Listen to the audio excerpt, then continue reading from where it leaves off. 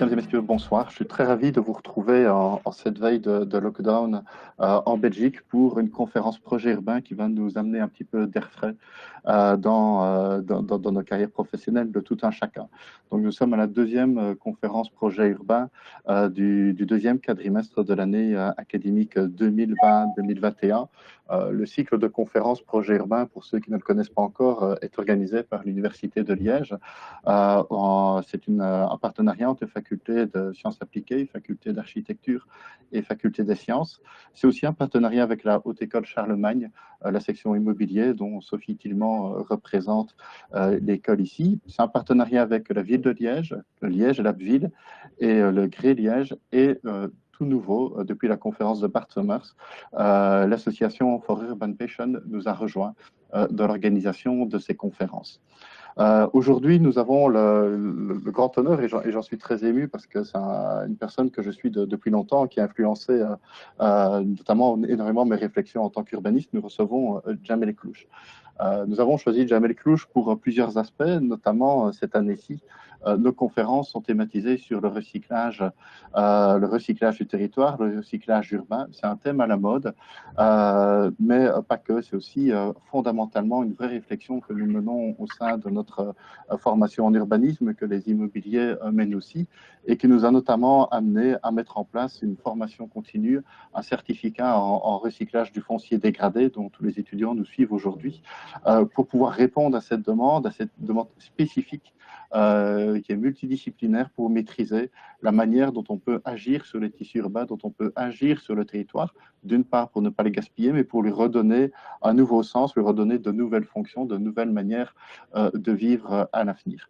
Et donc, le projet Fifcale à Lille s'imposait par lui-même, parce que comme ce sera présenté, vous allez voir la manière dont on peut repenser, dont on peut agir sur l'histoire industrielle, sur le patrimoine industriel qui nous a été légué depuis les siècles passés de cette forte industrialisation que l'on a connue dans le nord de l'Europe, que ce soit dans le nord de la France, que ce soit en Wallonie. Et cela vient toucher à des questions que l'on se pose avec forte acuité ici en Wallonie, que ce soit de la région liégeoise, Serein, Herstal et ainsi de suite, ou que ce soit même dans la région de Charleroi, de Mons, de Namur, partout où on a eu des traces industrielles. La question se pose de savoir comment est-ce que l'on peut intervenir là-dessus.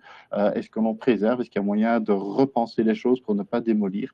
Ou que du contraire, doit-on faire table rase de manière iconoclaste comme ça a pu être fait dans le passé? L'exemple justement de Fiscal à Lille, qui est un exemple qui pour moi est assez paroxystique de cette vision de dire effectivement on peut conserver les bâtiments en l'état, on peut conserver les infrastructures en l'état, pour autant qu'on soit capable de les relire, de les réinterpréter et de les remettre dans un nouveau cycle de vie, un nouveau cycle de vie urbaine.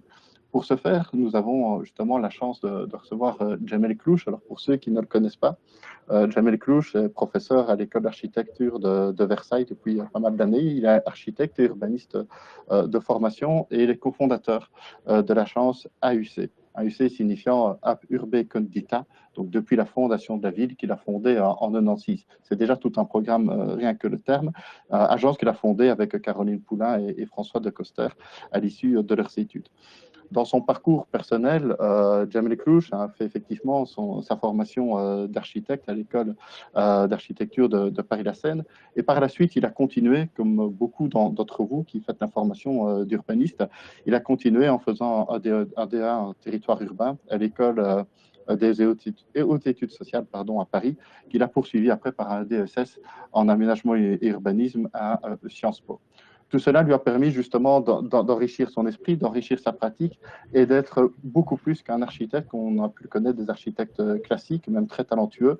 Mais cela lui a ouvert des horizons justement pour maîtriser les aspects politiques, les aspects sociologiques, pour maîtriser la géographie, pour maîtriser le paysage.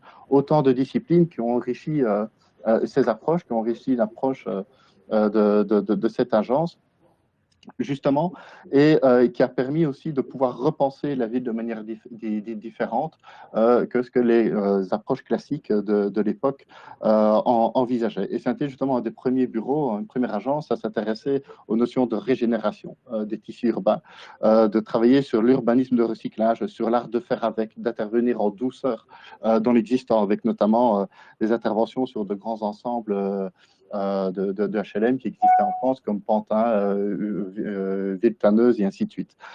Cette façon de valoriser l'existant en le réimaginant plutôt que de le détruire, de réinventer les bâtiments, les quartiers, tout en respectant le patrimoine, et cette marque de fabrique qui effectivement a permis, et c'est là que c'est intervenu dans ma propre carrière personnelle, de repenser différemment l'apport à la ville, de repenser différemment ce patrimoine, cet héritage, ce palimpseste d'usage, de fonction, de bâtiments que l'on rencontre dans les milieux urbains construits. Cette approche assez hétérodoxe par rapport au contexte antérieur a amené justement l'agence AUC à être sélectionnée à l'époque par le président Nicolas Sarkozy pour réfléchir sur le futur du Grand Paris. C'était l'agence des architectes les plus jeunes par rapport à tous les grandes stars internationales qui étaient là. Et justement, c'est cette touche, cette marque, cette conviction profonde qui ont amené l'agence AUC à être sélectionnée pour réfléchir sur le Grand Paris. Alors l'agence AUC travaille à l'international, elle est très connue, reconnue, elle intervient, elle est déjà intervenue sur différents endroits en Belgique et notamment aussi raison de la présence. Aujourd'hui, l'agence AUC réfléchit pour la ville de Liège au schéma de développement communal de la ville de Liège parmi les deux autres agences qui aident et qui encadrent la ville de Liège pour les réflexions futures du destin de notre ville. Voilà un petit peu pour planter le décor, pour expliquer d'où M. Jamel Clouche va vous parler et comment effectivement il a abordé le projet FIFKEL à Lille. Voilà pour les premières présentations. Je n'en dirai pas plus. C'est votre conférence, ce n'est pas la mienne. Et je vais vous laisser la place, Monsieur Clouche, pour la suite. On vous remercie encore pour votre présence et votre conférence. Merci beaucoup. Est-ce que vous m'entendez bien? Je vous entends très, très bien. Merci. En tout cas, c'est un honneur de venir faire une conférence chez vous. Je vous remercie de l'invitation.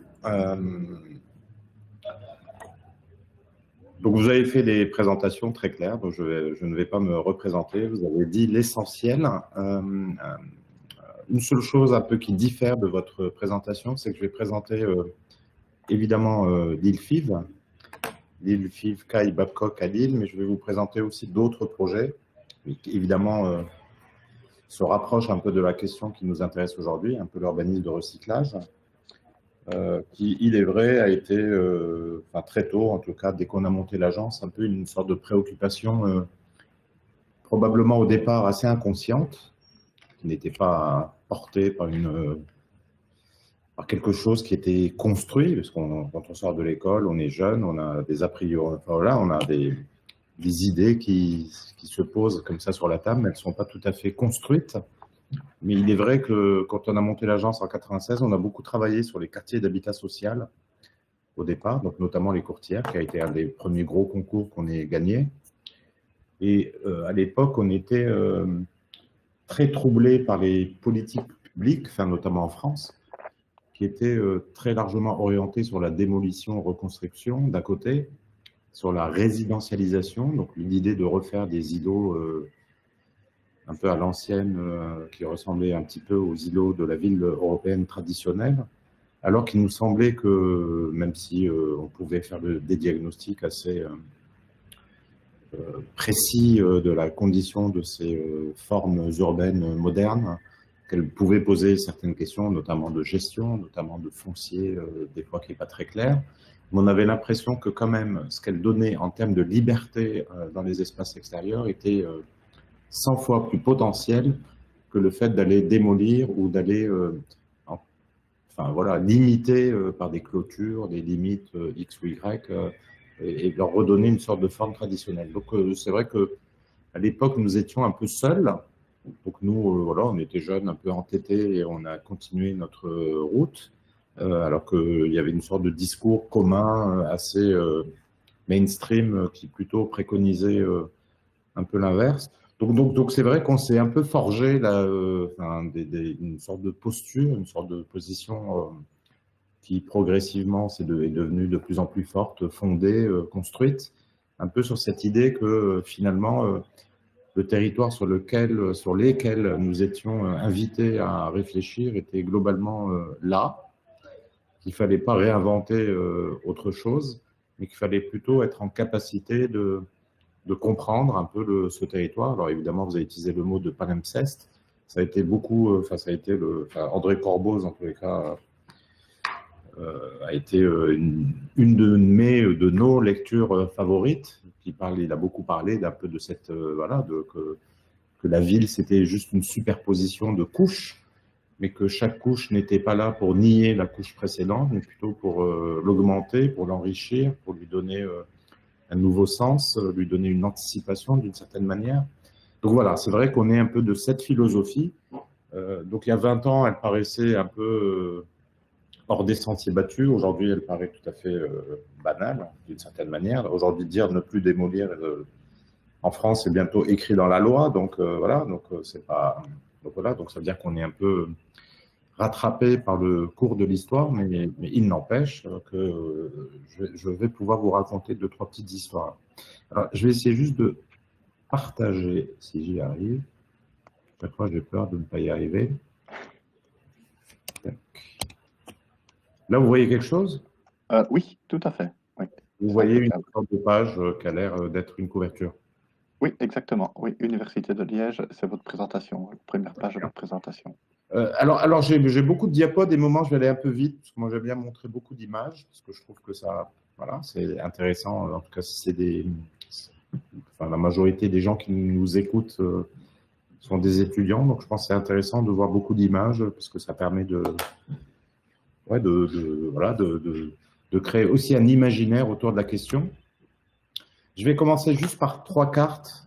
Alors une carte que vous connaissez très bien, moi que j'appelle l'Eurodelta, qui est le territoire dans lequel vous vous inscrivez, dans lequel la Belgique est inscrite, peut-être aussi l'île, le nord de la France, mais surtout les Pays-Bas, toute cette ville un peu diffuse, un peu parsemée, on voit bien un peu cette idée que l'urbanisation vient parsemer ce grand territoire. Et pour citer alors vous avez eu Paola Vigano, mais là je vais citer Bernardo Secchi, avec qui nous avons partagé de bons moments avec Paola, parce qu'on a fait le Grand Paris ensemble, mais aussi le Grand Moscou, et c'est des personnes que je respecte beaucoup, où lui, il avait écrit juste cette phrase très simple, qui disait « La ville diffuse, dispersée sera l'icône du XXIe siècle ».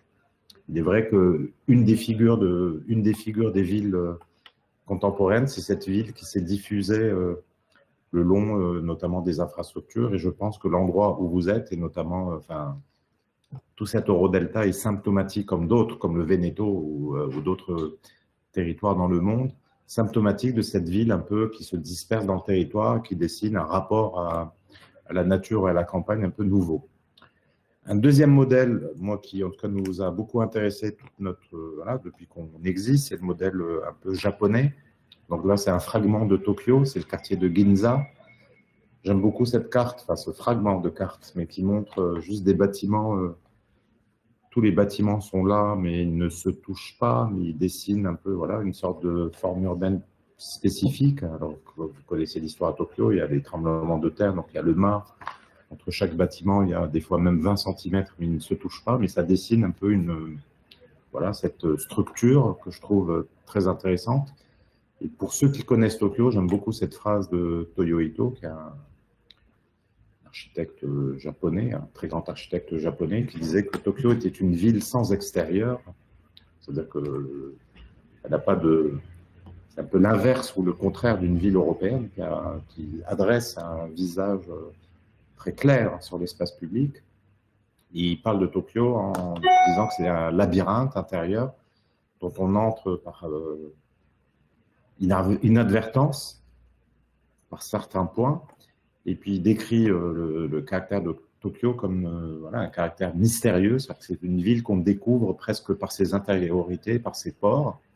Donc je trouve ça aussi une autre forme de ville qui existe, donc cette typologie tokyoïte, on peut la trouver aussi à Bruxelles, on peut aussi probablement la trouver en Wallonie quelque part, on la trouve en France, mais évidemment on la trouve beaucoup en Asie. Et puis la troisième ville, évidemment, c'est la ville européenne. tel qu'on la conçoit, tel qu'on nous l'a appris, avec, moi je représente avec ce très beau plan, un fragment du plan de Noli, qui est ce fameux plan de Rome qui a été fait en 1748, en 16 feuilles. Ce plan, sa puissance, c'est qu'il était jusqu'à il y a très peu de temps, il y a quelques décennies, c'était encore le plan de référence dans les services de la ville de Rome, hein, tellement il est exact, tellement il a une très grande exactitude. Et puis surtout, le plan Noli, il a pour particularité de dessiner une sorte de continuité entre l'espace public et le plan intérieur et les intérieurs de tous les édifices importants, comme on le voit ici. Voilà, toutes les églises apparaissent en blanc, et j'aime beaucoup ce plan. J'aime beaucoup parler de ce plan parce qu'en réalité, je pense que si on parle de la ville européenne, c'est pas nécessairement la forme urbaine ou la rue qui le caractérise, mais c'est plutôt cette continuité entre intérieur et extérieur qui la caractérise, notamment par ces grands monuments qui viennent scander la ville. Alors, pourquoi je vous montre ces trois images? Juste pour vous dire qu'aujourd'hui, en tant qu'architecte, quand on travaille sur n'importe quel territoire, ces trois formes, de façon évidemment plus affaiblie, sont toujours d'une certaine manière présentes, ces trois formes de ville, ou ces trois typologies, ou ces trois prototypes. Alors peut-être on pourrait en définir d'autres, mais en tout cas, ces trois prototypes, pour moi, recouvrent un peu l'ensemble de l'urbanisation auquel nous avons affaire. C'est une urbanisation diffuse, une urbanisation compacte, mais un peu chaotique à la japonaise, dessinée par les flux de transport et par des formes d'intériorité. Et puis le plan européen qui est plutôt, je pense, caractérisé par cette continuité des espaces publics. Alors, je vais vous parler un peu du Grand Paris, mais très rapidement. C'est vrai que pour nous, c'était probablement un moment qui nous a permis aussi de stabiliser un certain nombre de questions. Hein, voilà, on avait plein de choses qui existaient au bureau, mais qui n'étaient pas stables, qui étaient un peu dans un état instable. Et c'est vrai que de travailler sur un sujet tellement énorme, tellement ambitieux, ça permet aussi de poser des convictions et de stabiliser des questions. Et la première des choses, le premier élément, me semble, pour moi en tout cas, qui était très important, c'était ne serait-ce que le titre de notre contribution qui s'appelait Grand Paris stimulé. Parce que probablement, on était une des rares équipes qui disait, parce que si vous vous rappelez, c'est un peu plus de 10 ans, on nous demandait de réfléchir évidemment à l'avenir du Grand Paris, de la métropole parisienne, d'un territoire qu'il fallait définir, dont il fallait définir aussi les limites. Mais on nous demandait déjà, à l'époque, de réfléchir à ce que devait être la métropole durable. Et on nous demandait de réfléchir à la métropole post-Kyoto. Donc, ce n'était pas les accords de Paris, mais à l'époque, les derniers accords autour du climat étaient les accords de Kyoto. Et donc, nous, à l'époque, on avait très clairement dit qu'il n'y avait pas de forme spécifique à la métropole durable, mais que la métropole durable, la métropole post-Kyoto, elle était déjà là.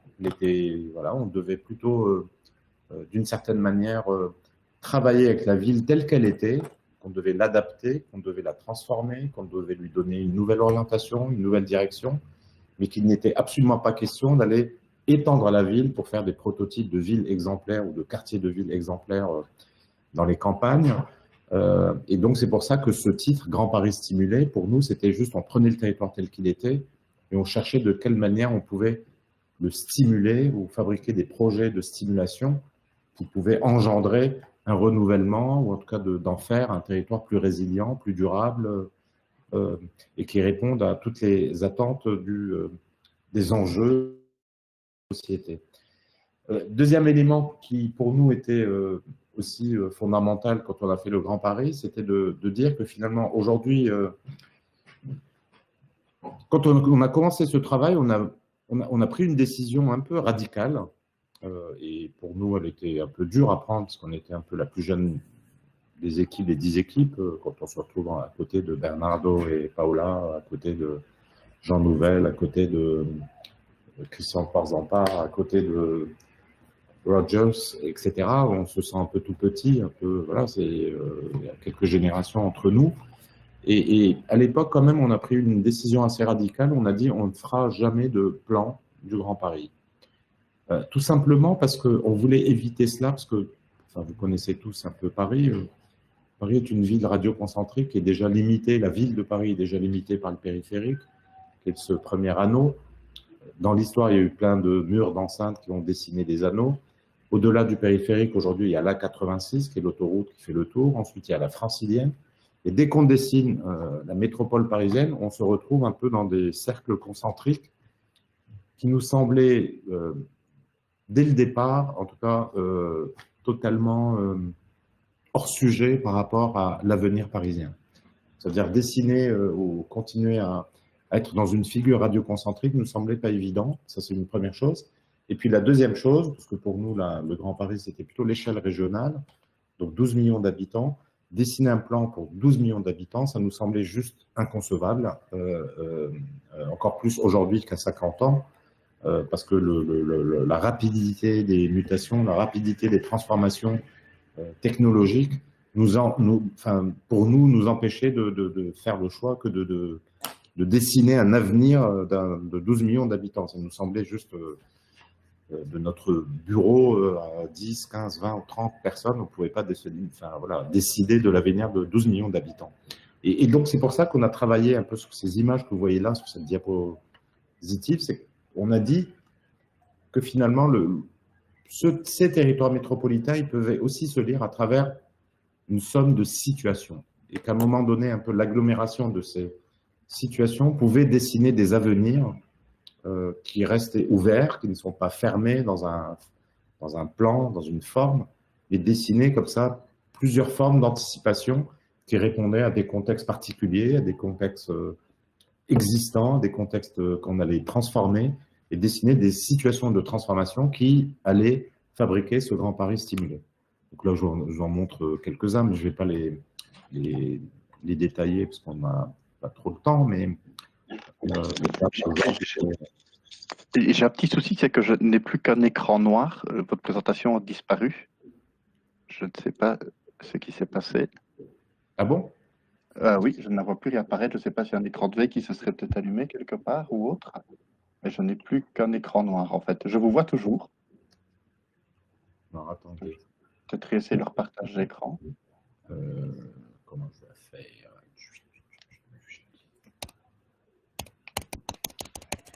Et là, vous voyez quelque chose ou c'est toujours tout noir? Non, c'est toujours tout noir. Ah, écoutez, non, apparemment, c'est moi qui ai un souci parce que tout le monde me dit que tout le monde voit. Bon, bah écoutez, continuez, alors je vais me débrouiller. Je vais me débrouiller sur un autre écran. Alors, pas de souci, excusez-moi de vous avoir interrompu. Continue, alors le problème est chez moi, désolé. Oui, mais attends, du coup, j'arrive plus à retrouver mon écran, moi. Tac. Je reviens. Tac. Est-ce que tout le monde le revoit, là? Oui, impeccable. Oui, c'est réapparu maintenant. OK. Bon, voilà, ça, c'était des situations. C'était toutes ces images que vous voyez, c'est plein de petites maquettes en mousse que nous avons fait et qui sont, ont dessiné un peu cette métropole, un peu comme un film, un peu comme des scénarios, comme des scénettes qui, mises bout à bout, dessinaient comme ça des séquences de transformation ou de stimulation un peu du territoire. Donc là, vous les voyez un peu plus grandes. Donc, on parlait autant de la périphérie. Donc là, on était vraiment dans la seconde couronne parisienne, où avant, on était plutôt presque dans le cœur de Paris. Et on montrait de quelle façon, nous, ce qui nous intéressait, c'est de quelle façon tout ce territoire devenait un, mais en même temps totalement multiple. C'est un peu paradoxal de dire ça, mais parce que sinon, très souvent, en réalité, on a tendance plutôt à dire il y a le centre, la première couronne, la grande périphérie, avec des conditions radicalement différentes. Et on avait envie plutôt de dessiner la métropole parisienne avec toutes ces différences, mais comme un seul objet. Et pour le dessiner comme un seul objet, la solution qu'on a trouvée, mais qui me semble en tout cas réaliste et opérationnelle, c'est de dire c'est une multiplicité de situations. Le seul dessin un peu global que nous avons fait, c'est celui-là, qui avait décrit une série, en tout cas, de situations sur lesquelles on avait développé un peu des scénarios de transformation, des scénarios de stimulation, comme celui-là, par exemple, qu'on appelait le cluster hybride, qu'on avait fait plutôt dans le nord de Paris, pas loin du Stade de France, sur un territoire industriel, où à l'époque, rappelez-vous, le plateau de Saclay qui planait déjà sur le territoire pour faire ce grand laboratoire territorial des nouvelles technologies et des grandes universités à Saclay, qui était un plateau agricole. Ça nous semblait un peu aberrant d'aller le mettre sur une terre agricole, et on pensait que c'était plus intéressant d'aller le positionner, notamment en pleine Seine-Saint-Denis, dans le 93, dans un territoire ex-industriel, où il y avait déjà des choses, mais il y avait du patrimoine industriel à transformer, où on pouvait venir, d'une certaine manière, un peu s'insérer délicatement dans un territoire et dessiner un peu cette idée d'un cluster universitaire, d'un cluster de recherche, un cluster technologique, la Silicon Valley à la française. Et donc, on avait fait toute une série de maquettes qui montraient de quelle façon des choses anciennes et des choses radicalement contemporaines pouvaient cohabiter. Et c'est cette tension qui pouvait dessiner d'une certaine manière un peu la puissance un peu de ce cluster. Et on a eu la chance un peu de faire de faire ce travail et d'être, bon là je continue mais je passe les images un peu rapidement, d'être appelé par Plaine Commune, donc le territoire qui gère un peu voilà, c'est l'agglomération autour de Saint-Denis, et qui nous a demandé, donc c'est le territoire, Paris est ici avec le périphérique, le grand stade est là, donc Plaine Commune c'est un peu tout ce territoire qui est là au nord, qui est un territoire ex-industriel. Et Patrick Brauzet, qui était le président ancien maire de Saint-Denis et président de Plaine Commune, avait repéré ce travail et puis nous a demandé de réfléchir à un des pôles du Grand Paris, qui était le quartier Pleyel, qui est un des quartiers les plus, qui est le futur hub le plus important en dehors de Paris, lié au nouveau réseau de métro automatique, et qui est le long du fer du réseau nord, qui va vers chez vous, qui va vers Bruxelles, etc., qui est ce territoire-là, donc, où on voit ici l'autoroute A86, donc le fameux deuxième anneau qui entoure Paris, et qui est tout ce territoire qui est un territoire un peu chaotique, où il y a des objets modernes, où il y a du tissu traditionnel, où il y a des zones d'activité, où il y a des nouvelles opérations d'aménagement avec du bureau, des restes un peu de l'ambition des années 70, etc. Donc, typiquement, cette ville sans extérieur, mais en même temps un peu diluée, un peu dispersée, avec une infrastructure un peu hypertrophiée. Et donc, il nous a demandé de réfléchir au secteur Pleyel. Donc, évidemment, quand on dit secteur Pleyel, s'il s'appelle comme ça, c'est pas par hasard, c'est parce que c'était le site. Le carrefour Pleyel était Carrefour Pleyel, c'est là où est la tour, que vous avez vu juste avant, était le lieu où s'est établie la première usine des pianos Pleyel, donc en 1920. Donc ça veut dire un site fondamentalement industriel qui arrivait à dessiner des mixités entre des lieux de production, des lieux d'habitation, de l'infrastructure, et puis aussi la création d'objets extrêmement puissants. Alors, ce fameux Carrefour Pleyel, 50 ans après l'État, donc là on est en 67, c'était peut-être un peu les premiers effets, c'est un peu concomitant à ce qui se passait en Belgique, notamment à Bruxelles, quand il y a eu de la modernisation des capitales européennes. L'État français avait prévu d'y ériger 4 tours, comme ça, comme des grands trapèzes autour d'une très large fontaine, etc. Il en est resté, comme vous l'avez vu, une seule tour qui existe. Donc ce projet n'a jamais été fait de façon complète. Et 2013, donc 40 ans après, ou même 50 ans après, donc le Grand Paris, avec ce nouveau réseau du Grand Paris, et puis avec Pleyel qui est ici, qui est le point de jonction de 3 nouvelles lignes de métro, un RER qui existe, une ligne Transilien, donc train de banlieue qui existe, et qui devient d'une certaine manière peut-être le pôle à terme le plus important en Île-de-France, en dehors évidemment des polarités du centre de Paris. Donc son intérêt, c'est qu'il connecte Roissy et la Défense en moins d'une demi-heure, donc 2 pôles économiques assez importants, qui connecte Orly, le deuxième aéroport en traversant Paris, pareil en moins d'une demi-heure, et en même temps qui fait le tour avec cette boucle, qui fait le tour de Paris, en dehors de Paris. Donc ça en fait un point d'attirance éminemment important. Donc nous, très vite, on a on a, avec les élus, dit qu'il fallait en faire un lieu. Donc le cluster de Saclay était parti à Saclay, sur décision un peu autoritaire du gouvernement. Mais on avait l'impression que cette idée de créer un lieu de référence en Plaine Saint-Denis nous semblait important. Donc on l'a dédié à la culture et à la création. Et ce que vous voyez sur cette carte, c'est tous les lieux culturels et les lieux de création qui se situent à Plaine Commune. Donc s'ils se situent là, c'est pas par hasard. C'est parce qu'ils occupent des vieilles usines, des vieux locaux industriels qui sont plutôt généreux en espace, qui sont pas chers en loyer, et qui fait que tout d'un coup, toute une nébuleuse de lieux artistiques, de lieux alternatifs, de lieux de production de cinéma, de lieux de production de jeux vidéo, de lieux de spectacles, se sont un peu diffusés sur ce territoire. Et les élus de ce territoire voulaient en faire un peu une sorte de marque de fabrique pour dessiner l'avenir un peu de la plaine. Et donc, en est venue une sorte de proposition qu'on a faite réglementaire, qui à l'époque, malheureusement, n'avait pas été retenue, parce que c'était trop compliqué. Vous savez, en France, on a la loi SRU qui dit que pour chaque opération d'aménagement, il faut faire 25 à 30% de logement social. Et nous, on disait il faudrait aussi, sur le territoire de Plaine Commune, imposer, parce que il a été beaucoup tertiarisé depuis 20 à 30 ans, imposer que 30% des surfaces qu'on développe en pôle économique soient des surfaces plutôt dédiées à de la ville productive, à de l'économie créative, donc dans des formes urbaines un peu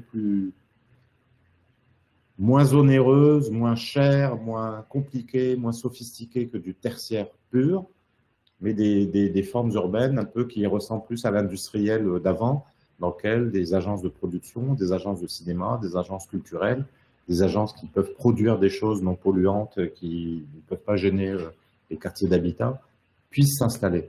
Donc, on avait fait cette proposition qui n'avait pas été retenue à l'époque, mais aujourd'hui, elle est rentrée elle a été retenue, mais 10 ans après. C'est comme ça, on a toujours un peu 10 ans de retard. Et donc ensuite, on a développé ce projet autour du Carrefour Pleyel qui est ici, avec l'idée de développer toute une zone donc, qui vient dans des quartiers un peu chaotiques, pas nécessairement totalement déshérités, mais sur certains secteurs, oui. Et on voulait montrer de quelle façon on pouvait venir s'insérer dans ce tissu et venir dessiner plutôt une connexion est-ouest, alors que jusqu'à maintenant, toutes les connexions étaient nord-sud, c'est-à-dire qu'on cherchait à se connecter à la ville de Paris, à la ville-centre. Et là, on avait proposé ce pont habité qui est là, qui saute un peu le fameux faisceau ferré que vous avez vu tout à l'heure, et qui dessinait tout un territoire de développement sur ces territoires qui était plutôt une sorte de déversoir de lieux d'activité un peu chaotique, qui a dessiné un peu ce plan où on voit de quelle manière on arrive à s'insérer dans un territoire existant, à respecter des tissus voilà, résidentiels qui étaient liés à l'industrie, à venir s'insérer à côté de grands objets industriels qui se sont positionnés, à imaginer des nouvelles formes d'urbanisation, à imaginer aussi des nouvelles formes de villes productives qui est là, sur laquelle je reviendrai. Pourquoi pas, ça n'a pas été retenu, réfléchir à des objets un peu plus méchants, mais qui viennent un peu apprivoiser ou domestiquer l'infrastructure. Et puis, il y avait toute la réflexion ici sur les bords de Seine, qui, comme vous le savez, sont devenus le village olympique des Jeux olympiques. Je vais passer juste des images qui sont des zooms. Donc là, vous voyez le pont habité avec ce bâtiment qui vient se poser au-dessus, avec la gare, la nouvelle gare du Grand Paris qu'on a positionnée plutôt sur cette rive, côté Seine, alors que l'État et la SNCF voulaient la positionner évidemment côté Plaine Commune, du côté de la zone développée. Et on a dit au contraire, car la nouvelle gare, ce hub, il faut le positionner là où les choses peuvent se transformer. Donc ça a été un bras de fer assez long, mais on a gagné. Et tout d'un coup, ça permet de développer tout ce projet. Donc là, c'est ce qu'on appelait le village Landy, donc un village presque japonais, donc plutôt des objets autonomes, mais qui dessinaient une forme de mixité entre des lieux productifs, des zones d'habitation, des équipements, des lieux culturels, et qui dessinaient une urbanité très spécifique sur le secteur. Et puis après, des opérations presque à la parcelle, on venait habiter avec des maisons le long de maisons existantes ouvrières, accompagner des gros blocs industriels qui étaient là par d'autres objets de taille équivalente. Et on montrait de quelle façon un peu cette ville, elle était plastique dès lors qu'on l'acceptait telle qu'elle était et dès lors qu'on acceptait qu'elle était voilà, la matrice d'un développement qu'on acceptait. Voilà, donc aussi une réflexion sur l'espace public. Donc là, vous voyez aussi, là, bon, là, on était peut-être un peu violent entre ce village-rue un peu pavillonnaire et on mettait ces gros bâtiments. De toute façon, ça n'a jamais été accepté, mais c'était juste pour montrer qu'à un moment donné, peut-être c'était moins méchant d'avoir des bâtiments comme cela qu'un autoroute suspendu à plus de 10 mètres avec tout le bruit et la pollution au pied de, enfin voilà, à une trentaine ou une quarantaine de mètres de ce petit village. Donc c'est méchant, mais en même temps, ça résorbait le conflit avec le réseau autoroutier. Et puis ensuite, voilà, est venu ce pont habité. Donc aujourd'hui, voilà, il a mis du temps, mais il est financé, donc il va exister. Les Jeux Olympiques ont été probablement un booster pour le financer. Donc ce pont habité qui relie les deux gares, la gare existante du RER et la nouvelle gare du Grand Paris Express, qui est évidemment ici, là où est ma souris, mais à moins 15 mètres dans le souterrain. Et puis on a organisé toute une... c'est là où on trouve un peu tous les espaces productifs, les espaces dédiés à de l'activité un peu légère, un peu cheap, un peu qui a besoin de grands espaces. Et puis le tertiaire s'élevait plutôt dans le ciel, parce qu'évidemment, derrière, il y a une économie du projet, une équation économique qui était donnée. Puis là, vous voyez comment fonctionne le pont avec la ligne D, la ligne H, et puis là, les trois autres lignes du Grand Paris Express. Et puis à l'époque, on avait même proposé que la médiathèque, parce que le territoire de pleine commune avait une médiathèque intercommunale dans ses programmations, on avait proposé que la médiathèque puisse s'insérer dans la gare et que ça devienne un équipement d'utilité publique où quand on prend le train ou le métro, on peut s'arrêter à la médiathèque, emprunter un livre ou passer une demi-heure à lire les journaux, etc., etc., et d'en faire un vrai lieu, au lieu d'avoir un petit centre commercial comme on fait tous les jours dans toutes les gares, avoir plutôt un lieu culturel. Bon, ça c'est pareil, ça n'a pas été retenu, mais plutôt pour des questions de superposition de programmes qui n'étaient pas la SGP, la Société du Grand Paris, qui a refusé de se voir superposer à sa gare des équipements culturels ou des équipements publics. Et puis voilà comment l'organisation de cette partie la plus dense, on a dessiné plutôt une bande de bureaux, une bande d'économie créative, une bande de logement, et finalement dans un bloc relativement restreint, on dessine un peu cette mixité, alors qui n'est pas une mixité au bâtiment, mais une mixité presque en trois bandes, qui fait tout d'un coup, on pouvait habiter, on pouvait produire, on pouvait être créateur ou créatif, mais on pouvait être aussi salariman, travaillant pour un consultant, une banque, une boîte d'assurance, et que tout ce monde-là pouvait cohabiter dans un ensemble immobilier qui avait sa cohérence. Ce que le produit immobilier ou les formes urbaines actuelles n'autorisent même pas. C'est-à-dire qu'on a le bureau un peu de luxe d'un côté, le productif de l'autre, le logement de l'autre. Et il me semble que l'avenir, il nous semblait que l'avenir de la ville, c'est plutôt cette ville qui a cette capacité à trouver des mixités. Et cette mixité ou cette hybridité, elle est plus facile à trouver dans les formes urbaines existantes que dans les formes nouvelles. Et c'est là où le recyclage des territoires, je pense, est une valeur, plus qu'une valeur verte, c'est une valeur aussi sociétale, parce qu'elle permet d'ouvrir à des possibilités de projets quasiment impensables dans le neuf ou dans des zones d'extension classiques. Et voilà, là vous voyez de quelle façon tout ça s'organisait. Et puis ensuite, vous voyez de quelle façon ça dessine, la gare étant là, le fameux pont est là. Là, vous voyez tout le réseau du Grand Paris Express avec toutes les gares. Donc, je vous rappelle, hein, c'est un peu plus de 50 ou 60 gares nouvelles à l'échelle de la métropole parisienne. Et puis, cette étoile que vous voyez là, c'était un peu de quelle façon cette gare ou ce nouveau hub, on l'accrochait avec un système d'espace public. Évidemment, pas un espace public à la parisienne. Là, c'est un peu le réseau parisien avec la place de la République, le Père-Lachaise, la Nation, la place de la Bastille, l'Opéra et Barbès, qui montre un peu cette composition haussmannienne.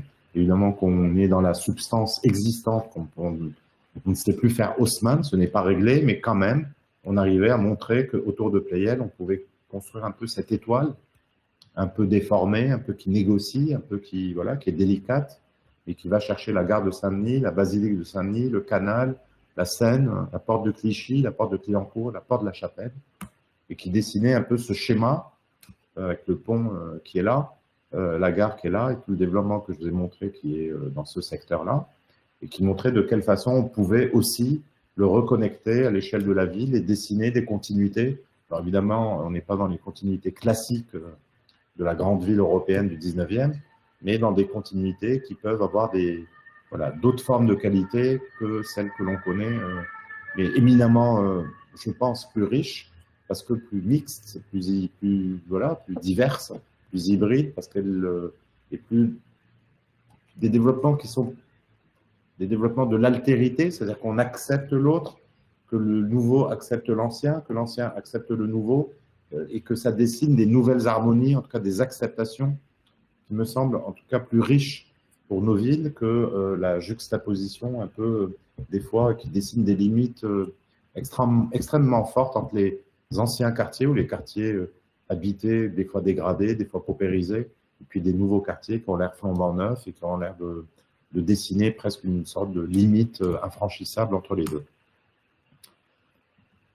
Là, je vais passer très vite, mais c'est un autre développement, toujours dans le nord de Paris, mais pareil, hein, dans une zone, dans ce triangle qui est coincé entre la voie ferrée, quasiment le périphérique, on est porte d'Aubervilliers, donc à quelques centaines de mètres de Pleyel, où là, on a développé plutôt un projet qui développait encore une fois cette ville productive, cette ville un peu hybride.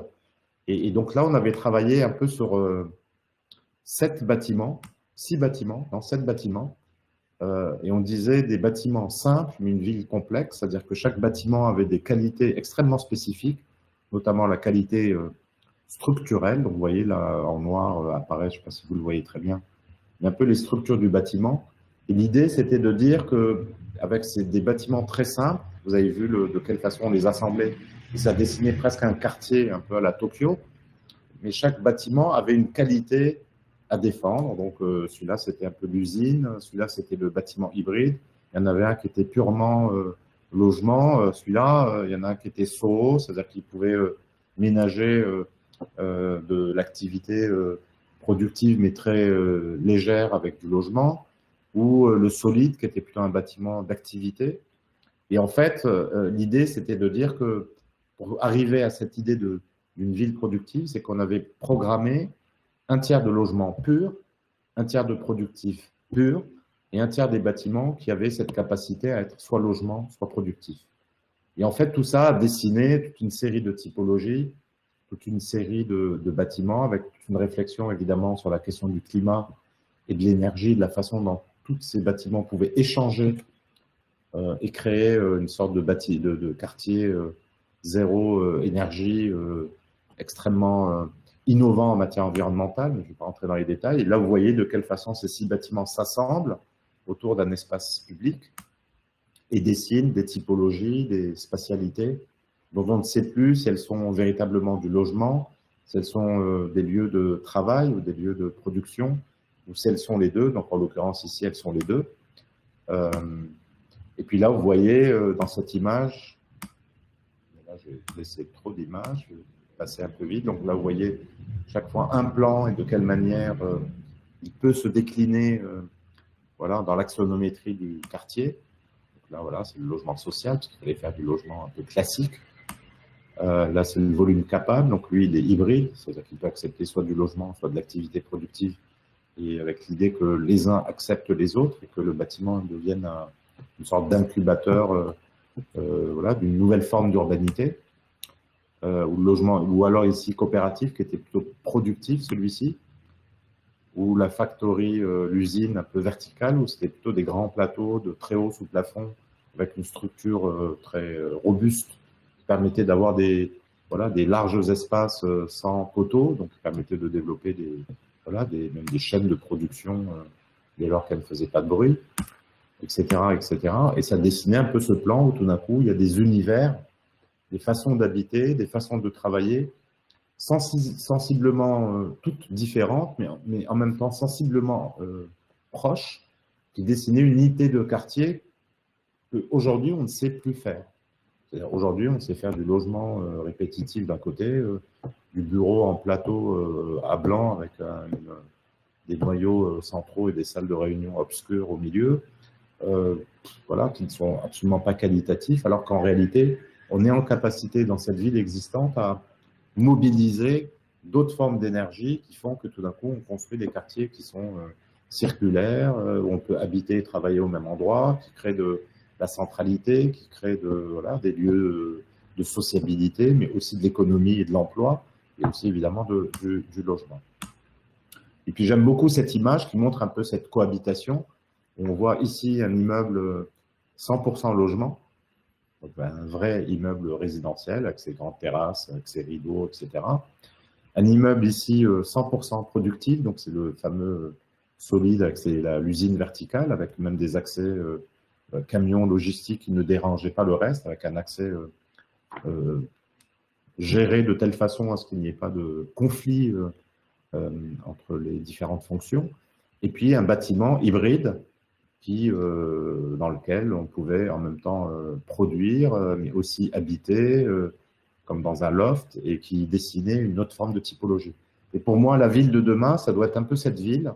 Et cette ville, en réalité, là évidemment, c'est un prototype neuf qu'on a dessiné, parce qu'on avait aussi envie de dessiner un prototype neuf de cette ville productive, donc c'est possible.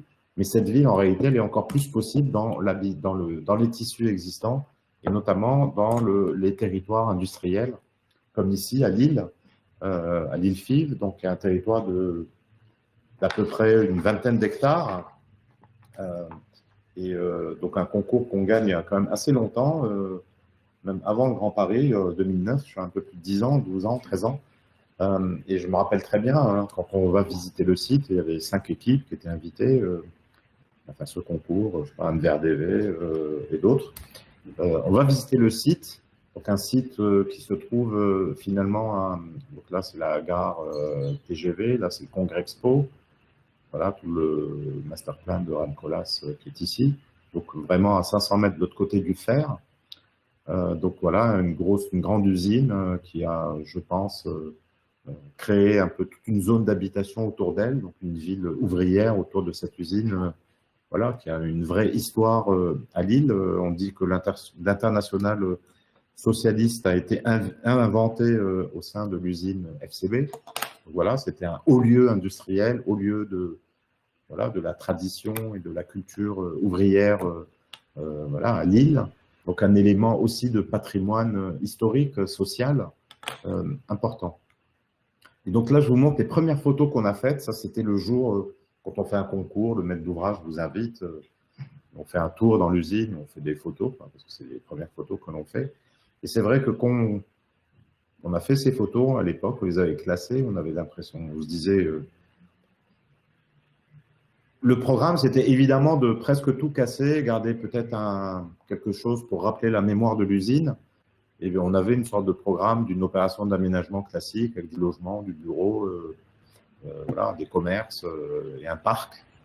Et donc, nous, en revenant de cette visite, on avait juste l'impression que tout était déjà là, que tout était sublime, que des volumes comme celui-là, aucune économie contemporaine n'était en mesure de le payer. Ça veut dire qu'il y avait une sorte de générosité dans les espaces qu'on ne pourrait jamais retrouver dans le cadre de développement contemporain. C'est-à-dire que le logement aujourd'hui fait 2,50 m sous plafond.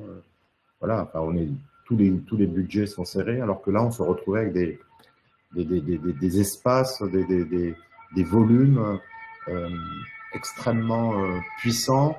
Et puis juste la force de l'usine était pour nous éminemment importante. Et là, on voit un peu cette cohabitation un peu de l'usine avec ces tissus ouvriers, donc qui sont plutôt fragiles, hein, très paupérisés, parce que c'est plutôt, de temps en temps, il y a un immeuble de logement social un peu qui émerge. Et puis juste pour raconter l'histoire de cette usine, c'est que FCB construisait une halle spécifiquement pour les pièces qu'ils construisaient. C'est pas qu'il y a des halles plus ou moins hautes, plus ou moins fines, plus ou moins larges. Donc ils ont construit par exemple dans cette usine le toit du musée d'Orsay. Ils ont construit toutes les pièces qui ont servi à faire le métro de Lille. Donc ils ont fabriqué des pièces en acier relativement volumineuses, énormes, Donc, à chaque fois, il construisait un peu l'enveloppe dans laquelle allait se construire la dite pièce. Donc, c'est ce qui fait un peu ce skyline, un peu de halle, qu'on a toujours trouvé extrêmement puissant, extrêmement fort. Et là, je vous montre juste la première maquette du concours où nous, on a encore pris une position un peu radicale à l'époque, parce qu'à l'époque, c'était franchement pas entendable. Hein. Et on a dit, je me rappelle, la première diapo de l'oral du jury de concours, c'était la démolition n'est pas un préalable.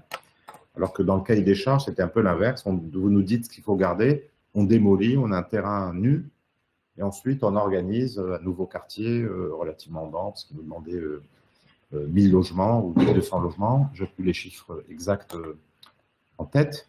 Et donc, nous, on a fait non, cette maquette. On avait quelques points hauts et on gardait la globalité ou la majorité des halles, que vous voyez. Et puis, on essayait plutôt de construire plutôt sur les terrains en périphérie, où il y avait pas mal de terrains qui étaient des parkings ou des zones un peu où on a plutôt trouvé les formes de densité là. Et je me rappelle, on travaillait avec Pascal Crébier, qui est un éminent paysagiste qui malheureusement est décédé, qui à l'époque, quand on a fait la visite ensemble, m'avait dit « mais il ne faut rien toucher, on a devant nous un énorme parapluie ». Donc on avait sur les 17 hectares, 12 hectares de toit. On peut récupérer toutes les eaux que l'on veut, on les stocker et on fait un jardin incroyable.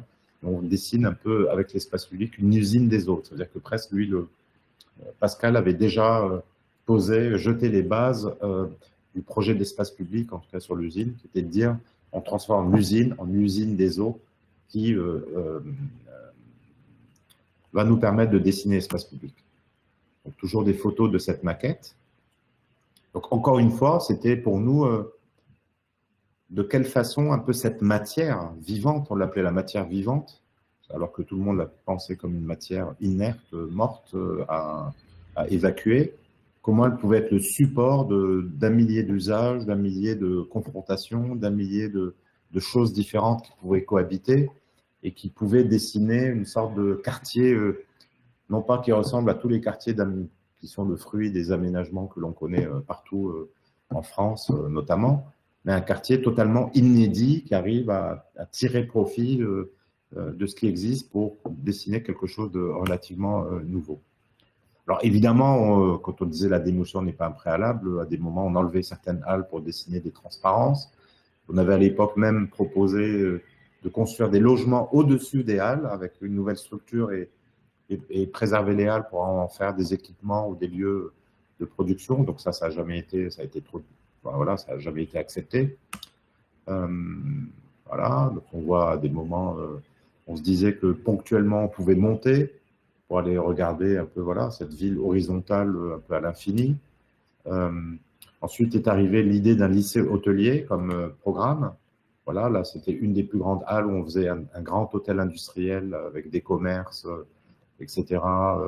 Un parking silo, parce qu'évidemment, dès lors qu'on gardait les usines, on ne creusait pas. Hein. Donc l'idée, c'était plutôt de recycler le sol, d'en faire un espace public plus habitable. Mais on ne creusait pas. On voulait un quartier déjà à l'époque sans voiture. Et on organisait juste depuis les périphéries des accès vers des parkings silos, donc des parkings verticaux.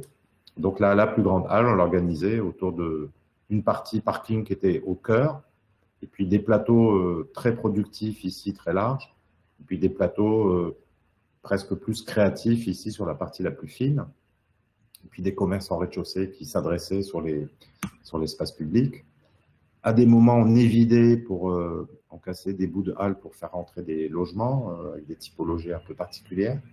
Et dès lors qu'on travaille avec l'héritage, ça permet aussi d'être plus inventif sur les formes urbaines nouvelles. C'est-à-dire qu'on n'est pas dans des prototypes classiques de bâtiments, bars ou je ne sais quoi. Tout d'un coup, comme on négocie avec une réalité qui est en présence, eh ben, on est obligé d'être plus inventif, de développer des typologies inhabituelles, mais aussi finalement plus généreuses et plus productrices d'urbanité et de qualité. Voilà. Donc évidemment, je l'ai dit, hein, alors après la grosse complexité, c'est que évidemment il y avait du plomb dans toutes ces halles, il a fallu les déplomber, etc. Donc, c'est quand même pas toujours très facile hein, de dire on garde. Je veux dire, à un moment donné, ils nous avaient choisis pendant le concours, donc ils avaient dit OK, on est d'accord avec vous, la démolition n'est pas un préalable, même si tout le monde, tous les services qui ont travaillé de la métropole et de la ville n'étaient pas de notre avis. Certains ne comprenaient pas pourquoi on ne cassait pas tout ça et on ne faisait pas très simplement un nouveau quartier. Mais voilà, les élus avaient fait ce choix. Mais le deal entre nous et les services de la ville et de la métropole, c'était qu'avant de préserver, il fallait qu'on démontre les uns et les autres, collectivement, que l'équation économique était viable.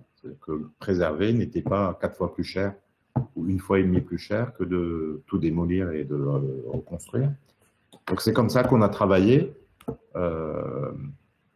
Et donc voilà, ça c'était des schémas pendant le concours où on avait fait des schémas un peu abstraits, où on montrait des fragments de ces halles et dans ces schémas on montrait comment chaque halle ou chaque bâtiment industriel pouvait avoir une sorte d'avenir si on interprétait ses dimensions, sa hauteur, son rapport à l'espace public, il pouvait avoir un certain avenir. Et puis là, on avait juste un peu multiplié tous les avenirs possibles pour leur montrer que c'était véritablement une matière vivante qu'on pouvait mobiliser pour un projet ouvert, qui n'était pas nécessairement fermé, qu'on ne devait pas tout programmer et tout savoir tout de suite.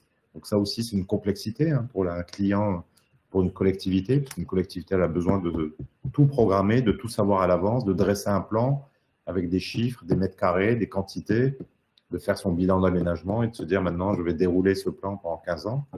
Nous, on leur disait non, on ne va pas faire comme ça, c'est pas possible, parce que vous avez une sorte de matière tellement potentielle que l'enfermer tout de suite dans un plan, c'est un peu dommage. Donc, on a fait quand même un plan, mais ce plan, la SEM, la société d'économie mixte avec qui on travaillait était suffisamment intelligente pour, dans ses bilans, garder des portes et des sorties de secours permettant de réévaluer le projet, ne serait-ce que pour capter une programmation. Et donc ça, vous voyez une image, par exemple, du schéma un peu final. Vous voyez que presque 60% des halles restent, qu'une partie, donc ça je vais vous le montrer, une partie des halles même étendue est devenue, et c'est déjà fait, le lycée hôtelier, donc qui devient aussi un lieu d'éducation, un lycée européen hôtelier, donc un lycée plutôt de bonne facture, assez renommé aujourd'hui dans le nord de la France. Un passage couvert qui longe le lycée hôtelier, qui permet de connecter notamment ici sur la rue qui donne ici vers le métro, il y a un accès métro, et l'entrée principale ou historique de l'usine qui était ici. Et puis, de l'autre côté du passage couvert, aujourd'hui est en chantier une halle gastronomique, et puis toute une série de lieux productifs qui sont en train de se présenter, comme par exemple le pâtissier le plus historique lillois, qui a tous ses ateliers de production qui sont dans le Vieux-Lille, qui cherche à localiser toute son usine de production. Donc, ça veut dire que finalement, on arrive encore une fois à une sorte de mixité où il y a aussi du productif. Donc là, il veut moderniser tout sa machine productive, faire un showroom, des lieux de vente, évidemment. Et même pour tout vous raconter, même l'usine FIV, qui a quitté les lieux, je ne sais pas, il y a plus de 25 ans, qui s'est développé plutôt en Asie pour développer des grandes pièces en acier, est revenu il y a 1 ou 2 ans, je ne sais plus où ça en est, pour demander est-ce qu'elle pouvait récupérer 10 000 mètres carrés dans les halles pour en faire son showroom Europe. Pas pour produire, mais pour montrer tout leur savoir-faire en termes de tous ces créations, pièces de façon un peu extrêmement innovante en acier dans le secteur. Donc, c'est intéressant de voir de quelle façon une boîte, une société qui s'appelait FIV Kay Babcock, qui a disparu, qui a légué un territoire un peu pollué, un peu, voilà, comme ça, qui a fermé une usine qui faisait vivre tout un quartier 20 ans, 25 ans après, parce qu'on lui a donné un avenir urbain, mais aussi productif, et capable de demander à revenir pour en faire son showroom. Bon, voilà, c'est intéressant. Donc là, vous voyez plutôt la phase 1 du projet. Donc la phase 1, c'était plutôt de quelle façon on relie les deux flancs un peu de l'usine. Donc, côté métro ici, et puis côté entrée historique, qui était plutôt liée au fer, hein, l'entrée historique. Et donc, avec la création du passage couvert, la halle gastronomique, le lycée, et puis toute cette zone de logement qui sont en chantier aujourd'hui, et celle-ci. Et tout ce qui est là va venir en deuxième phase, la première phase. Si je raconte un peu les grands principes qu'on a mobilisés pour faire ce projet, c'est évidemment un patrimoine industriel valorisé.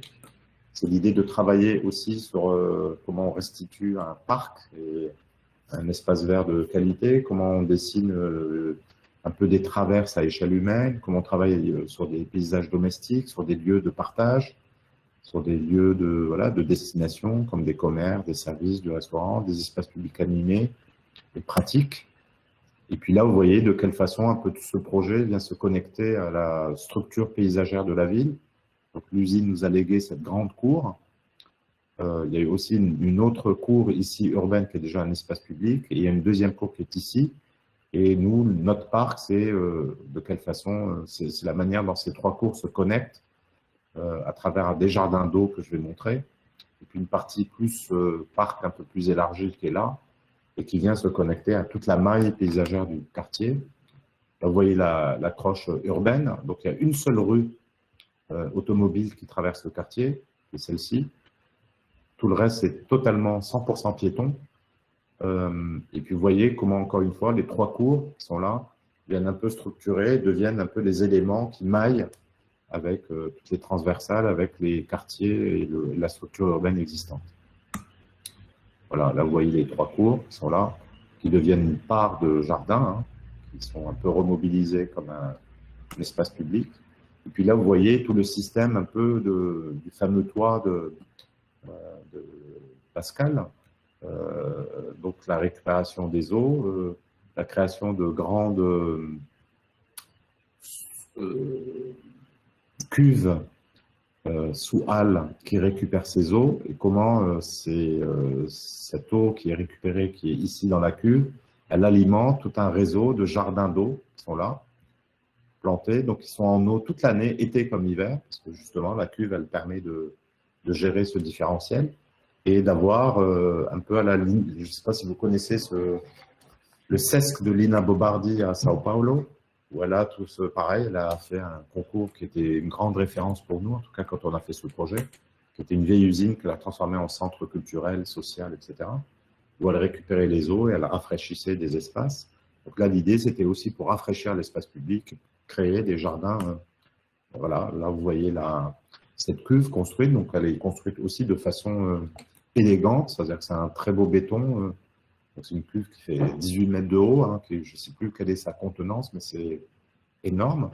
Aujourd'hui, il y a un réseau de tuyaux qui va chercher l'eau dans cette cuve, qui se balade ici dans les toits en copropriété, et qui va, en tous les cas, alimenter tous nos jardins d'eau sur le quartier. Donc, tout ça, ça n'existe pas encore, les jardins d'eau, c'est encore en construction. Mais en tout cas, pour montrer de quelle façon le recyclage de l'usine est aussi en capacité de dessiner la singularité de l'espace public. Donc ensuite, il y avait aussi cette idée, travailler sur ce patrimoine existant, permettait presque de dessiner comme ça, d'identifier comme ça des différentes conditions un peu urbaines, de quelle façon on habite les rez-de-chaussée, de quelle façon on voisine avec les halles et de quelle façon on peut habiter la hauteur. Donc, ça nous permettait aussi d'avoir une sorte de planification plutôt verticale et pas seulement en plan, qui dessinait un peu des atmosphères ou des ambiances assez différentes selon comment on était par rapport à ce grand quadrilatère industriel transformé. Bon, voilà, donc là, vous voyez toujours, donc là, c'est ce qui est en chantier, bientôt fini, hein, les fameux 500 logements qui sortent, le passage couvert, donc le lycée hôtelier qui est là, qui existe déjà. Ici, un tiers-lieu, la halle gastronomique, et puis c'est ces halles-là qui vont accueillir Merck, ce fameux pâtissier, avec une cour productive, d'autres activités. Ici, tous les syndicats du Nord se sont positionnés là, parce que c'est un lieu historique. Voilà. Puis là, quelques images un peu qui montraient que travailler avec l'existant, ça, ce qui est intéressant, c'est que tout d'un coup émergent des espaces publics un peu inhabituels. Je pense qu'aujourd'hui, on est incapable de dessiner des espaces publics qui font 6 mètres de large entre deux bâtiments. Là, comme on est dans une forme de transformation, réhabilitation, c'est acceptable parce qu'on n'a pas le choix. Et ça dessine aussi des ambiances ou des atmosphères un peu particulières. Donc là, c'est les petites venelles qui passent de cours en cours entre les halles et qui dessinent un peu des lieux, devenir des lieux assez intéressants, assez riches. Donc là, on est sur la cour, on voit une halle qui est devenue un grand préau. Là, on voit tout le système du passage public, on va voir en image. Là, vous voyez tous les jardins d'eau, donc les premiers qui vont être réalisés, qui sont en cours de réalisation, autour de cette grande cour. Là, c'est pareil, c'est une transparence dans l'autre sens, c'est-à-dire que là, on est parallèle aux cours, mais au sein des halles, c'est-à-dire qu'à un moment donné, programmer toutes ces halles de façon publique, ça permet de donner une transparence dans l'autre sens et qui peut montrer des programmations multiples qui se donnent à voir. Même principe, les venelles. La cour, donc où on a aussi travaillé beaucoup avec les matériaux qui étaient déjà là. Donc beaucoup de pavés, de très beaux pavés qu'on récupère, des tracés de voies ferrées qu'on a récupérés sur lesquels on a posé du béton lisse, notamment pour les pistes cyclables, pour les poussettes, etc. Donc on a fait autant que se peut recycler, y compris les sols, pour trouver des logiques et des pratiques radicalement contemporaines. Voilà, là on est dans le lycée hôtelier, donc là on est dans le jardin du lycée hôtelier qui est au cœur des halles. Donc voilà, une des halles est devenue une sorte d'atrium autour de laquelle s'organise tout le lycée hôtelier. Donc là vous voyez les étudiants qui sont déjà là. Donc, voilà. Vous voyez un peu comment ces espaces publics. Donc c'est vraiment, on travaille avec l'existant. Voilà, là vous voyez le passage couvert qui est ici. Donc là ces 3 halles ont été réhabilitées. Donc à partir de là, c'est le lycée hôtelier et de l'autre côté. Ça, c'est un bâtiment, ça a été dessiné donc, par Caruso St. John, donc de très bons architectes anglais. C'était un concours qui a été lancé pour le lycée hôtelier. Donc le lycée hôtelier, la partie éducation, prend les 3 halles que vous avez vues là. Ils sont là. Et après, il y a cette partie qui est une extension, qui est la partie plutôt ouverte au public. Et qui est notamment un gymnase qui appartient au lycée, mais qui est ouvert sur la ville, qui peut être utilisé par d'autres publics. Et puis là, vous voyez le passage couvert, donc qui traverse, qui nous permet de passer d'une cour à une autre. Pour le moment, elles ne sont pas aménagées. Là, c'est juste des aménagements provisoires. Et puis la deuxième halle qui est ici, qui va devenir cette halle gastronomique, qui va s'ouvrir avec plein de cafés, des restaurants qui vont s'ouvrir sur le passage public. Et tout ce qui est au-dessus et derrière, qui deviennent des ateliers de cuisine, y compris productifs, pour des restaurants ou qui ne sont pas ici, mais qui sont ailleurs, des écoles de cuisine. Donc, on a un peu thématisé autour de la question de la gastronomie du fait de la présence du lycée hôtelier. Donc là, on est dans le passage public, on voit le lycée hôtelier. Donc, le long de ce passage public, côté lycée hôtelier, donc on voit plutôt les étudiants travailler, donc l'atelier restaurant, l'atelier boucherie, l'atelier boulangerie. Donc, c'est très, très plaisant. Quand on traverse aujourd'hui le passage couvert, on voit plutôt des étudiants en tenue de travail qui sont en train soit de découper des gigots ou de faire du pain ou de la pâtisserie, etc., etc. Donc, ça donne aussi une sorte de rapport à l'espace public qui est autrement plus riche que des commerces. Et de l'autre côté, ce n'est pas encore fait, on aura la halle gastronomique. Et ce que vous voyez ici en haut, c'est tous les tuyaux de récupération des eaux qui se baladent en hauteur et qui vont ensuite aller dessiner, en tout cas permettre un peu ces fameux jardins d'eau sur le secteur. Voilà, toujours là, le passage public et puis la sortie. Là, vous voyez, donc là, le passage public n'était pas ouvert au public quand on a fait ces photos, mais il n'était ouvert que pour les lycéens parce que ça n'était pas tout à fait fini. Et juste pour peut-être conclure, je vous montre juste quelques images, mais très rapides, peut-être sans commentaire, un peu de FCB. C'est à chaque fois un diptyque qui montre un peu avant, après, qui sont soit des images ou des photos de l'existant, et puis soit des plans ou des images d'après. Donc là, voilà, une photo de l'usine telle qu'elle était avant. Donc c'était déjà une sorte de situation assez incroyable. Donc quand on voit ça, on se dit on ne peut pas juste tout raser et faire un quartier lambda. Donc ça, c'était le fameux plan que j'ai montré tout à l'heure, qui était en 3D, qui était en axonométrie, qui était cette matière vivante. Donc on montrait comment de cette situation, on pouvait voilà, fertiliser de multiples situations, la capacité de faire le projet. Donc là, vous voyez le couple des jardins d'eau. Donc là, l'eau qu'on récupère, qui était dans la cuve, va alimenter ces cuves qui seront en inox, dans lesquelles il y aura tout le temps de l'eau, et qui alimentent un peu ces arbres qui sont des arbres qui aiment l'humidité, qui sont là, donc avec des trop-pleins, etc. Et puis ensuite, une surépaisseur très verte, et tout ça qui va être organisé le long de ces venelles et qui dessine ce parc avec des bandes comme ça, très plantées, comme des morceaux un peu d'Éden, un peu autour de l'eau, qui vont restructurer tout l'espace public, mais à partir des ressources que l'usine nous apporte. C'est ça qui, pour nous, était important. Là, vous voyez la partie plutôt hébergement du lycée, c'est la partie récente. Voilà, là, vous voyez l'entrée historique de l'usine, quand les gens arrivaient le matin ou sortaient le soir. Et voilà, qui est ici, hein, qui était plutôt de ce côté-ci, hein, le côté fer. Et puis là, c'était un plan qu'on avait fait lors du concours pour leur montrer que l'usine, elle est presque aussi importante que Ralil.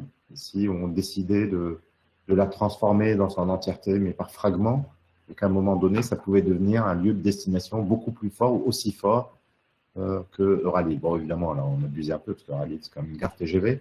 En tout cas, ça pouvait devenir un lieu de destination, alors que faire un quartier d'habitat classique ne faisait pas lieu de destination. Voilà, toujours des situations existantes, et puis des plans, des axonométries que nous avions fait à l'époque. Pareil, donc là, c'est la grande usine. Donc là, on est plutôt en dehors, dans les quartiers, et comment l'usine, là, c'est là où tout à l'heure, je montrais le parking silo, et puis la partie productive, et puis un peu tous les commerces qui s'ouvraient là. On a beaucoup travaillé en maquette. Et voilà, il y a des situations, y compris de nature, un peu qui a repris ses droits, qui sont assez incroyables. Même quand on a travaillé l'espace public, on voulait préserver, y compris ces ferments de biodiversité qui avaient, d'une certaine manière, un peu repris, dessiné un peu des formes d'écosystèmes. Voilà, donc travailler avec l'existant, c'est aussi ça. Voilà, une photo de l'usine, une axonométrie qui montre un peu le projet final. Vous voyez un peu voilà, les venelles, les images qu'on voyait tout à l'heure de ces rues étroites. Voilà, elles viennent à des moments, il y a des bouts de halles qui sont cassés pour laisser passer des choses. Et puis les vues qu'on regardait dans l'autre sens, il y a un peu ces espaces violets où tout d'un coup, il y a des transparences, y compris dans l'autre sens. Donc là, le passage couvert, évidemment en vert. Et puis les grandes cours qui deviennent des supports de grands espaces publics avec les jardins qui vont se développer le long. Voilà, là, un dessin de Pascal Crélier des jardins. En même temps, des situations qui, voilà, en même temps, même Pascal, il mimait un peu des qualités exceptionnelles de l'espace, des courbes, le fer, des couleurs, etc. Voilà, ça c'était, voilà, ça c'est le sol renouvelé. Donc on voit que presque le sol, il a pas tout à fait bougé. On a juste posé des matériaux plus lisses à certains endroits. Des pavés qu'on a sélectionnés, ils n'étaient pas tous de la même couleur, donc on a mis les bleus avec les bleus, les rouges avec les rouges pour dessiner une nouvelle forme de cohérence. Voilà, donc l'usine telle qu'elle était, de quelle façon Caruso, Saint John, quand ils font leur lycée hôtelier, ils arrivent à retrouver presque un esprit de l'usine, tout à fait contemporain, des nouvelles menuiseries métalliques, mais ils introduisent le jaune et le rouge. Avant, c'était bleu, donc c'est marrant, c'est intéressant de voir de quelle façon on peut en même temps respecter la qualité des espaces qui étaient là et comment on peut les interpréter, leur donner une vraie force contemporaine. Et puis là, on voit la cour telle qu'elle était, telle qu'on l'avait trouvée, voilà, avec voilà, ces traces. Et ça, c'est le plan de l'espace public qui est fait aujourd'hui, enfin au moins jusque-là. Qui reprend toutes ces traces et qui dessine un espace public qui lui-même, même s'il est neuf, refait complètement neuf, il est déjà altéré, il est déjà de l'altérité, c'est-à-dire qu'il peut accepter différents usages. Et quand on arrive dessus, on n'a pas l'impression d'arriver sur une sorte de place monochrome. On arrive sur un espace qui a vécu, donc il y a cette idée de palimpseste, sans être nostalgique, hein, ni formel, mais on essaie de trouver une raison, y compris technique, économique, pratique, au fait de garder telle ou telle chose et pour dessiner des espaces qui sont plus riches et à la fin plus incroyables. Bon voilà, là il y a des images un peu, c'est juste ce qui nous intéressait, c'est des correspondances, les couleurs qui étaient déjà présentes dans les couleurs, dans l'usine, et que des couleurs qu'on avait envie aussi de restituer. Voilà, le rose, le vert. Voilà, ce vert un peu des plantes qui naissent au milieu de l'usine et le jardin qu'a fait Pascal Cribier au milieu du lycée hôtelier, voilà, qui est une autre géographie, une autre forme, et en même temps voilà, il y a une sorte de connivence entre ce qui était et ce que c'est aujourd'hui. Pareil, là on voit encore les jardins d'eau, donc là, vous voyez, c'est ça les jardins d'eau. C'est ceux qui viennent un peu étirer, un peu dessiner des continuités entre les cours. Et avec la fameuse cuve qui est là, avec tout ce réseau. En tout cas, cette cuve, elle allait générer tous les jardins d'eau qui sont dans ce secteur. Logiquement, il y a une seconde cuve dans ce secteur-là qui va générer l'eau pour tous les jardins d'eau qui sont plutôt au sud. Voilà, vous voyez tous les tuyaux.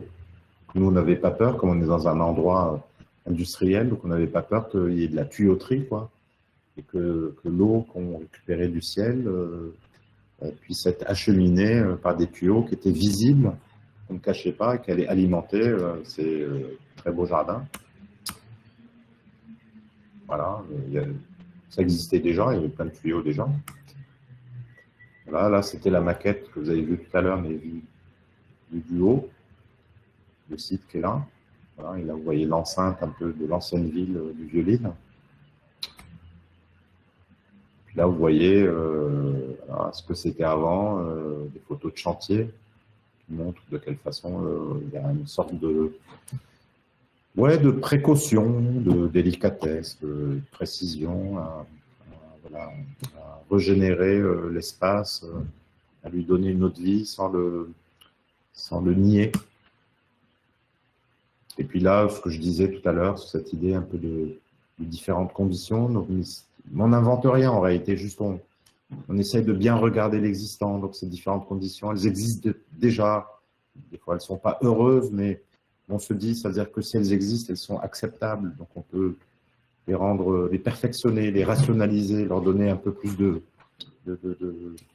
possibilités. Donc c'est un peu une sorte de rationalisation d'existant, une forme de choses qui étaient négociées, puis on essaie de la comprendre, de la lire, et pour en réécrire par une forme plus rationnelle, un avenir peut-être plus ouvert. Toujours ces jardins d'eau. Encore ce dessin un peu qui était pour nous un peu structurant, un peu expliquer comment on récupérait toutes les eaux. Bon, ça a été très long, hein.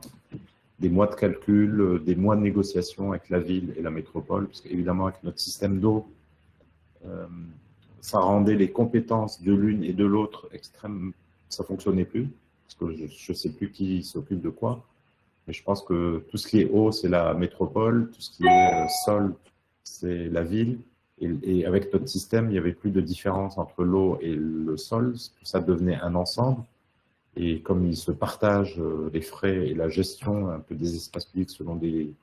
Donc ça a été une négociation, mais énorme, pour qu'ils acceptent qu'un des deux négocie tout le système des jardins d'eau et voilà, qu'il y ait une sorte de rémunération par l'autre.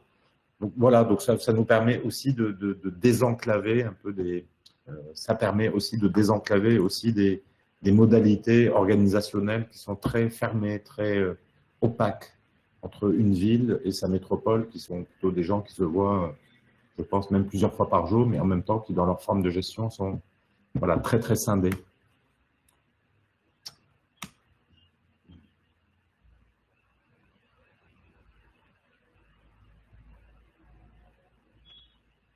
Là, on voit le nouveau parcellaire que ça dessine.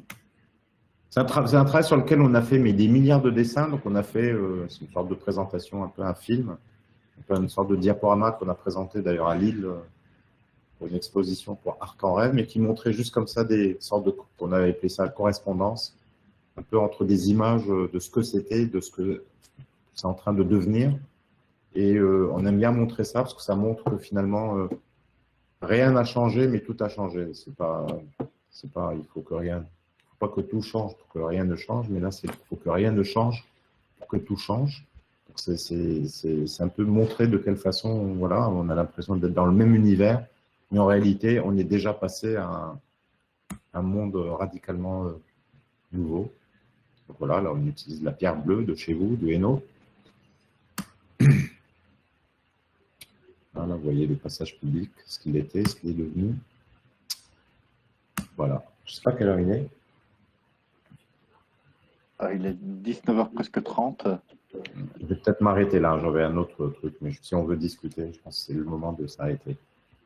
Ok, c'est parfait. Un tout grand merci pour cette présentation très très riche et je trouve que c'est intéressant que vous ayez présenté justement les exemples de Paris pour qu'on comprenne bien la réflexion que vous menez sur cette nouvelle forme de ville productive, sur ces mixités d'usage. On nous parle toujours beaucoup de mixité, mais là je trouve que c'était vraiment très très illustré cette façon d'aller dans les aspects formels et construits.